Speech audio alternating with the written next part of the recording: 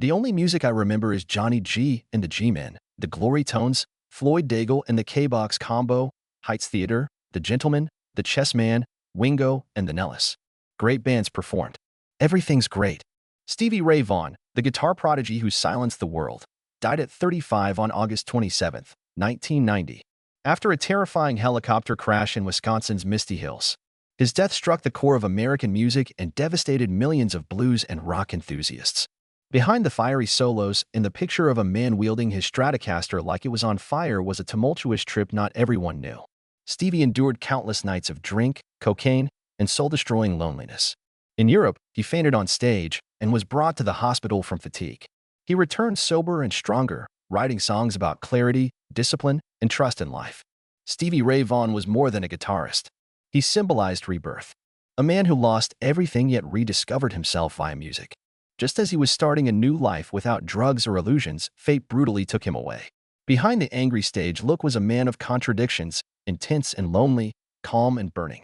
Leave a remark saying, R.I.P. Stevie Ray Vaughan, to honor a genius who left too young. If Texas Flood, Pride and Joy, or Little Wing moved you, will always be remembered.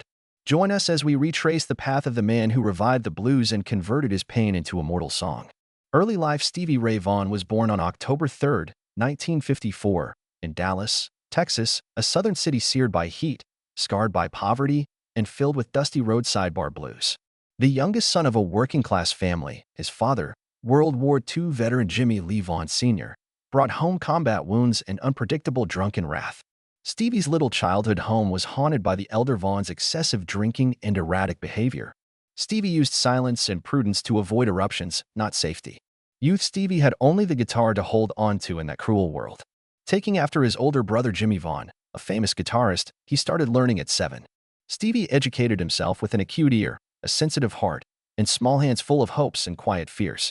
He played everywhere, in his bedroom, in the garage, on long evenings when his father's drinking drowned out his mother's breathing. Music was his sole escape from daily invisibility. He wasn't applauded or encouraged, but he kept playing since it was the one thing that made him feel alive. Stevie spent evenings learning blues from Albert King, Freddie King, and Jimi Hendrix while other kids had memorable childhoods. Stevie performed in Deep Ellum bars at 15 years old, a neighborhood renowned for alcohol, drugs, and violence. He played guitar until midnight for intoxicated strangers, and from then on, he grew up faster than any child should. He was exposed to drugs, alcohol, and the desperate, chaotic local musical scene early on, a darkness that would become his long-term addiction. Stevie dropped out of high school at 17 and moved to Austin, Texas, live music capital. It was his first self-made choice. He had his guitar, a few clothes, and many unnamed emotional scars. He didn't go for fame. He just wanted to live somewhere where music wasn't disposable. Stevie Ray Vaughan's childhood was not ideal. He was afraid, lonely, and only his guitar prevented him from sinking. From that darkness, he wrote a musical trip he never knew would transform the world. Early work. Stevie Ray Vaughan arrived in Austin in 1972 as a scrawny 17-year-old with a worn-out Stratocaster and an unspoken dream. But in this metropolis, where music blared from every bar, street, and restless night, he found something Dallas had never given him: freedom. Stevie initially performed at dingy pubs and student festivals. No large salary. He has no agent or good records. He played differently with every note, as anyone who had heard him play knew. Something wild and soulful, like Hendrix resurrected in a scruffy-haired Texan boy with perpetually sad eyes. Stevie joined local bands Cracker Jack, the Nightcrawlers, and Paul Ray and the Cobras to gain stage experience and perform in front of crowds. That was simply the warm-up. Stevie founded Double Trouble in 1978, his band for life. Guitar, bass, and drums formed a dynamic three. When Stevie picked up his guitar, the world seemed to shrink to the stage. The real turning moment was in 1982 when Mick Jagger of the Rolling Stones invited Stevie and Double Trouble to play at a private party in New York. They were then invited to perform at Switzerland's Montreux Jazz Festival, a rare opportunity for a blues rock band without a record deal to appear on Europe's greatest stage. While the Montreux audience was surprised and uncertain, David Bowie was utterly blown away. Bowie promptly requested Stevie to play guitar on his impending pop classic, Let's Dance, and then Jackson Browne opened his Los Angeles studio to Stevie, letting him record without a script or pressure, just a Texan boy putting in his amp and quiet the room. Stevie Ray Vaughan inked his first Epic Records contract weeks later. His life would change forever. The music industry was booming even if success was still elusive. Despite not knowing how to spell his name, they knew something great was coming. The same boy who played guitar to escape an alcoholic father performed because he couldn't afford food and gave up his boyhood to live through his blues led that wave. Career breakthrough. Stevie Ray Vaughan and Double Trouble's June 1983 raw blues album Texas Flood, recorded in 3 days at Jackson Browne's studio, shocked a synth-pop and disco-dominated music industry. Not just an album. Texas Flood was a proclamation, a musician playing every note as a pledge to himself, life, and the forgotten blues spirits. From the first tones of pride and excitement, everybody understood. Blues survived. It just needed a damaged person to revive it. Stevie was not the first 80s guitarist, but he was the first to perform his cracked and damaged Texas soul without regard for its rawness or authenticity. He didn't play blues. He lived. That's why Texas Flood was a Grammy-nominated gold-certified hit and a seismic event for critics and musicians. Reviews called him a phenomenon, and Guitar Player magazine named him Greatest New Talent and Greatest Electric Blues Guitarist of 1983. Former Texas cellar bar musician now performed under arena lights. Still, he hadn't changed. His noise was no longer ignorable. Couldn't stand the weather debuted in 1984. Stevie's technical talent was no longer questioned, but this album showed him as a storyteller through strings, able to croon with feedback, whisper with tremolo, and scream with searing slides. The audience gasped at his Voodoo Child cover, Slight Return. If Hendrix torched his guitar to express freedom, Stevie burned himself to save blues. Although the record went platinum, Stevie earned the admiration of people who thought blues was dead. 1985 brought Soul to Soul. In a personal turning point, Stevie added keyboards, depth to the arrangements, and let his loneliness shine through. Songs like Ain't Gone and Give Up on Love weren't only romantic. They were confessions from a spirit reluctant to give up as addiction slowly took hold. Stevie toured almost 200 nights a year, with increasing pressure, greater lights, and inner darkness. Live Alive, 1986, showed this dualism. Stevie scorched and soloed on stage with his body in pain. Behind the scenes, his body was falling apart from alcohol and cocaine, the velvet hammer, which he couldn't stop. He fell at a concert in Germany and was transported to the hospital, where doctors predicted he wouldn't live another year. Stevie then did the unthinkable. He chose cleansing. After entering a Georgia recovery center, he went nearly a year without playing a guitar. After returning, Stevie was no longer belligerent and swaggering. A sober, humble, and stronger man, he was transformed. Everything culminated in 1989's In Step. The title, In Step, was Stevie's subtle homage to the 12-step AA program that saved him. From denial to tightrope, the album was more than blues. This was confession, forgiveness, and self-rescue through sound. It won a Grammy and was his most successful record, signaling the end of a fast but bright career. After everything seemed perfect, Stevie was sober, alive, and celebrating, touring with Eric Clapton at the Royal Albert Hall. The dreadful night arrived. This set Stevie Ray Vaughan apart. Even though he could lose everything, he played like it was his last. Stevie's brief, spectacular career became a permanent chapter in modern blues history because of that. Personal life. Stevie Ray Vaughan's guitar tone could shake a stage, but his spirit was full of paradoxes.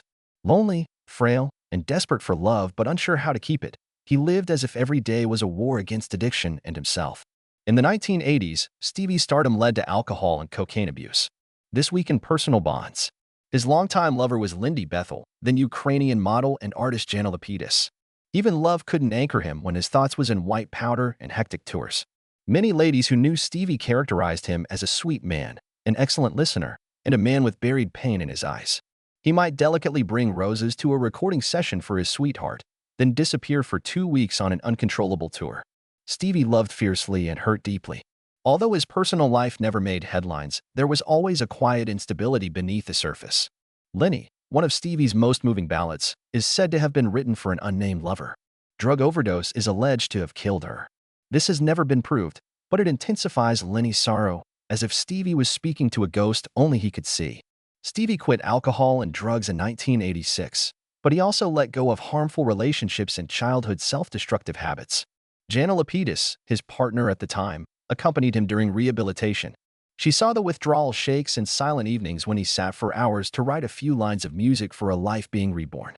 Stevie never married, had children, or had a regular family. He left a spiritual legacy with his late-found clarity. As a recovering alcoholic, he shared his story and supported AA programs. Stevie seemed to realize that someone who had survived the misery he created had a duty to help others escape. When Stevie perished in the 1990 helicopter disaster, Only Jana Lapidus was publicly acknowledged as his fiancée. She stood calmly behind Stevie's brother and lifetime hero, Jimmy Vaughan, at the funeral, as they always had. Not spectacular, but deep and irreplaceable. Stevie Ray Vaughan's home life was never ideal. However, every song and solo he composed showed a guy who never stopped seeking love. For peace, redemption. That sensitivity beneath his guitar may have made people remember Stevie not just as an artist, but as a soul who screamed out to be accepted and then faded like an unfinished farewell. Final night, Fatal Crash. Stevie Ray Vaughan performed at Alpine Valley Music Theater in Wisconsin on August 26, 1990. On a misty night with light rain and fog covering the hills, Eric Clapton, Buddy Guy, Robert Cray, and Jimmy Vaughan, Stevie's older brother and longtime anchor, performed on the second night of a special blues concert. However, no one knew this would be Stevie's last performance. Stevie appeared to become a whirlwind on stage as the five musicians closed the event with Sweet Home Chicago, each note a tribute to the blues and an unspoken goodbye. He nodded, smiled, and played hard as if he knew he wouldn't get another chance. The crowd of nearly 40,000 was emotional, but they didn't know they were watching a legend's last performance. Artists and teams were transported to Chicago by 4 helicopters after the concert. Jimmy gave up his seat for his younger brother after a last-minute change left it empty. Stevie and Jimmy were intended to go together.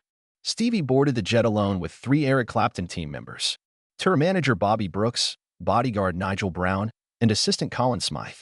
Stevie's helicopter took off from a golf field landing pad at 1 a.m. on August 27 in dense Alpine Valley fog. Low visibility certification and instrument-only navigation training were lacking for Jeff Brown, the pilot. He lost direction within seconds of takeoff due to the landing pad lights blinding him in the near-total darkness. Within a minute, the Bell 206B Jet Ranger crashed into a 300-foot ski hill less than a mile from its departure. All 5 passengers died instantly. No flames, no calls for help, only wreckage in the cold Wisconsin fog. Stevie Ray Vaughan's death shook the blues. Eric Clapton and Jimmy Vaughan were among the first to identify the body at the morgue. A coroner's report found no drugs or alcohol in Stevie's system. After years of fighting for his life, he died sober. The families of Stevie and Clapton's staff sued Omni-Flight Helicopters for deploying an unqualified pilot in risky conditions. The corporation paid out of court after months of investigation, but the sum was never disclosed. The National Transportation Safety Board's final report blamed pilot error for failing to gain altitude and flying in low visibility. Stevie Ray Vaughan died sober, motivated, and more in love with life than ever. His death was a silent blow to anyone who believed music and healing could always save a person. Sound survived the accident. Stevie seems to have never left us. Legacy and impact. Stevie Ray Vaughan left few albums or prizes. He died too soon to enjoy his fame. He did not develop a business empire like many of his friends. Stevie became a modern music legend because of his life and music's brevity, passion, and harsh honesty. When he died, blues and rock were confused. Legends Eric Clapton, Bonnie Raitt, Dr. John, ZZ Top, Jackson Browne, Stevie Wonder, and BB attended his Dallas burial, which drew over 1,500 King. They came to commemorate a person they admired, not just say farewell to a coworker. Over 3,000 people silently waited outside the chapel in the Texas heat to hear Stevie's guitar echo again over a recording. In 1993, Austin, where Stevie's career began, dedicated a commemorative statue at Auditorium Shores near the lake where he performed. Stevie was the most loved artist in Texas, so it became the first musician monument. That year, Stevie's mother, Martha Vaughan, created a scholarship fund for WE students in his honor. Stevie left Griner Middle School in Oak Cliff, Dallas, where he first dreamed of a life without poverty. Stevie died in sobriety after overcoming addiction with discipline and faith, so his legacy is about hope as much as music. Since 1994, Dallas has hosted the SRV Memorial Run for Recovery to benefit the Ethel Daniels Foundation, which supports low-income addicts. The 1996 tribute CD, A Tribute to Stevie Ray Vaughan, featured stunning performances by Eric Clapton, Bonnie Raitt, Dr. John, Jimmy Vaughan, Buddy Guy, Robert Cray, and others. Anyone trying to copy Stevie would fail against a man who lived and died with his guitar. Musicians Assistance Program launched the Stevie Ray Vaughan Award in 1999 for performers who have helped addiction recovery. Eric Clapton, David Crosby, Alice Cooper, Ozzy Osbourne, Pete Townsend, Chris Cornell, and Jerry Cantrell, like Stevie, lost souls who returned, have been honored. He symbolized salvation in a world that rarely grants second chances. Stevie Ray Vaughan and Double Trouble were inducted into the Rock and Roll Hall of Fame in 2015, a long overdue and treasured award. Jimmy Vaughan received the prize for his brother and received a standing ovation. Everyone knew Stevie was outstanding without awards. One solo sufficed. Stevie Ray Vaughan's legacy goes beyond awards and sales.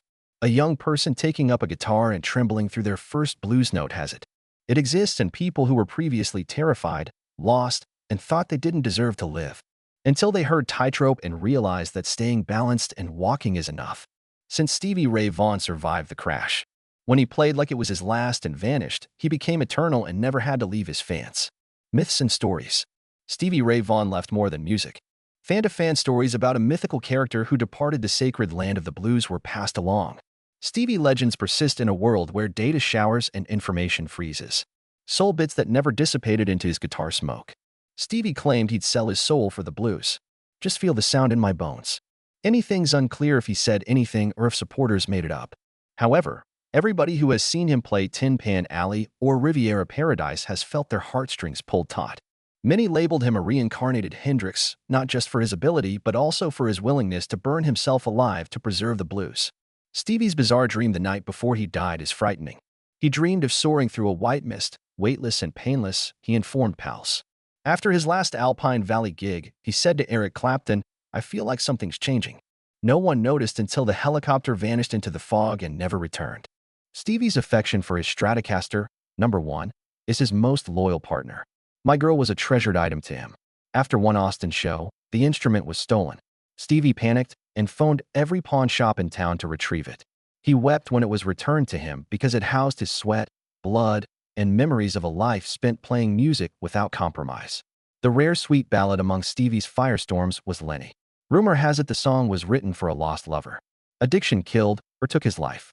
Stevie never corroborated the claim, making Lenny's notes more eerie and sensitive, as if he were playing for a spirit that would never return. Even his career choices were mythical.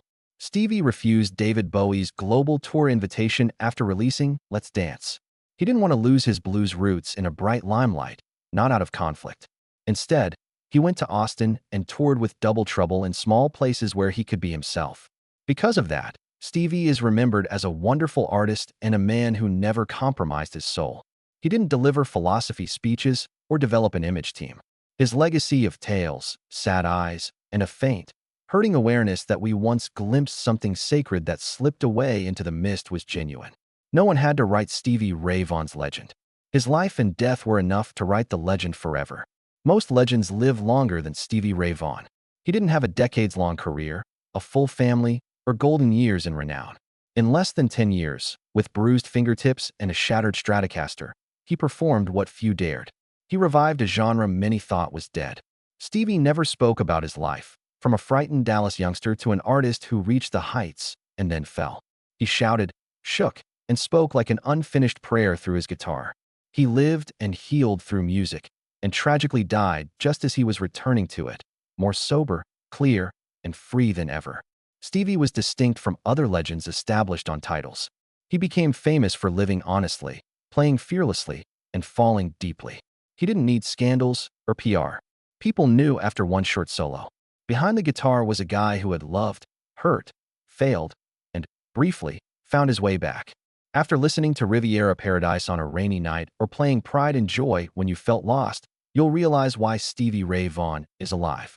Not in the charts, but in the hearts of people who felt music might save them. Thanks for watching. Stay tuned for videos. Goodbye.